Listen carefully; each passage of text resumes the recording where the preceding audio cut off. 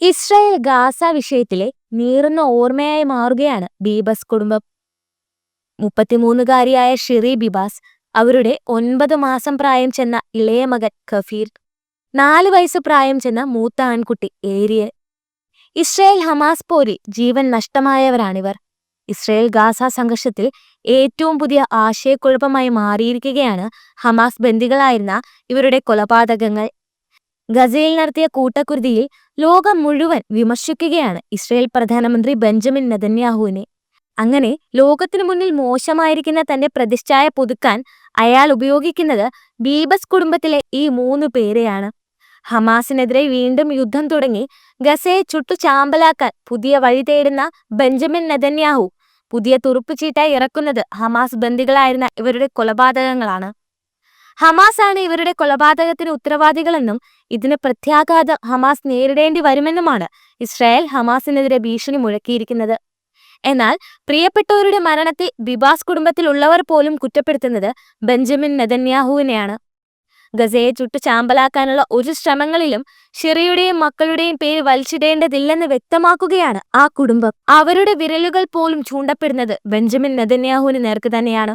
ഷിറിയുടെയും മക്കളുടെയും സംസ്കാര ചടങ്ങുകളിൽ പോലും ബെഞ്ചമിൻ നെതന്യാഹുവിനെയോ അദ്ദേഹത്തിന്റെ പ്രതിനിധികളെയോ പങ്കെടുപ്പിക്കാൻ കുടുംബം തയ്യാറാകുന്നില്ല. സംസ്കാര ചടങ്ങുകൾക്ക് അവരാരും എത്താൻ പാടില്ലെന്നാണ് കുടുംബം അറിയിച്ചിരിക്കുന്നത്. 2023 ഒക്ടോബർ 7 ഇസ്രായേലിലേക്ക് കടന്ന് ഹമാസ് ഷിറിയെയും മക്കളെയും ബന്ദികളാക്കിയത്.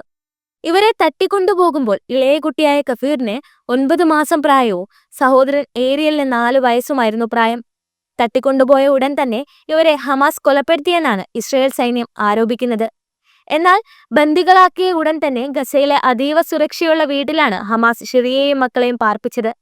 എന്നാൽ ഹമാസിനെ ആക്രമിക്കുന്നതിനായി ഇസ്രായേൽ ഇവിടേക്ക് നടത്തിയ മിസൈൽ ആക്രമണത്തിലാണ് ഷിറിയും മക്കളും കൊല്ലപ്പെട്ടത്.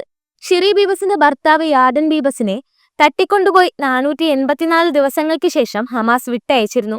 ഷിറിയുടെയും മക്കളുടെയും മരണത്തിന് ഉത്തരവാദി ബെഞ്ചമിൻ നെതന്യാഹു ആണെന്നാണ് 1 വർഷം മുൻപ് ഷിറിയുടെ ഭർത്താവ് യാദൻ ബീബസ് വെളിപ്പെടുത്തിയിരുന്നത്. ഗസയിലേക്ക് ഇസ്രായേൽ നടത്തിയ മിസൈൽ ആക്രമണത്തിൽ കൊല്ലപ്പെട്ട തന്റെ ഭാര്യയുടെയും മക്കളുടെയും സംസ്കാരത്തിന് എത്രയും വേഗം സൗകര്യമൊരുക്കണമെന്ന് അന്ന് അവരോടൊപ്പം ഹമാസ് തടവിലായിരുന്ന യാദൻ ബീബസ് തന്റെ ഭരണകൂടത്തോട് ആവശ്യപ്പെട്ടിരുന്നു. നെതന്യാഹു, താങ്കളാണ് എന്റെ ഭാര്യയും 2 മക്കളെയും ബോംബിട്ട് കൊന്നത്. എന്റെ ജീവന്റെ ജീവനായിരുന്നു അവർ. എന്റെ കുടുംബത്തെ എത്രയും വേഗം നാട്ടിലെത്തിക്കണമെന്നാണ് അഭ്യർത്ഥിക്കുന്നത്. സ്വന്തം മണ്ണിൽ അവരെ ഖബറടക്കാൻ വഴിയുണ്ടാക്കണം. അവരെ വേഗം ഇസ്രായേലിൽ എത്തിക്കണം. ഇങ്ങനെയാണ് അന്ന് ഷിറിയുടെ ഭർത്താവ് ഇസ്രായേൽ ഭരണകൂടത്തോട് അഭ്യർത്ഥിച്ചത്. 2023 നവംബർ അവസാനത്തോടെയാണ് അയാളുടെ വീഡിയോ ദൃശ്യങ്ങൾ പുറത്തുവന്നത്.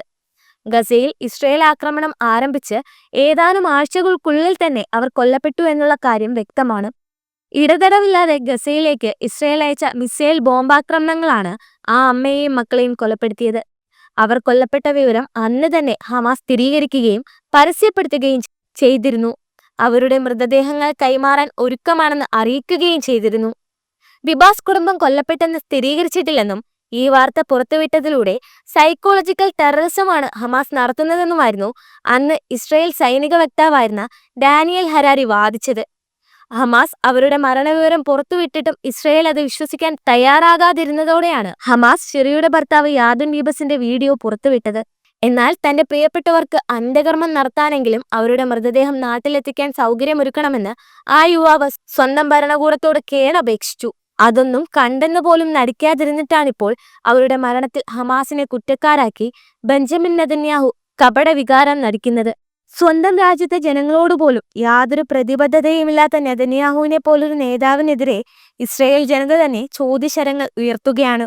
സ്വന്തം രാജ്യത്തെ ജനങ്ങളെ കൊല്ലാൻ കൂട്ടുനിന്നിട്ട് അവരുടെ മൃതദേഹങ്ങൾക്ക് മുൻപിൽ വികാരപ്രകടനങ്ങൾ നടത്താൻ അയാൾക്ക് അല്പം പോലും ലജ്ജ തോന്നുന്നില്ല.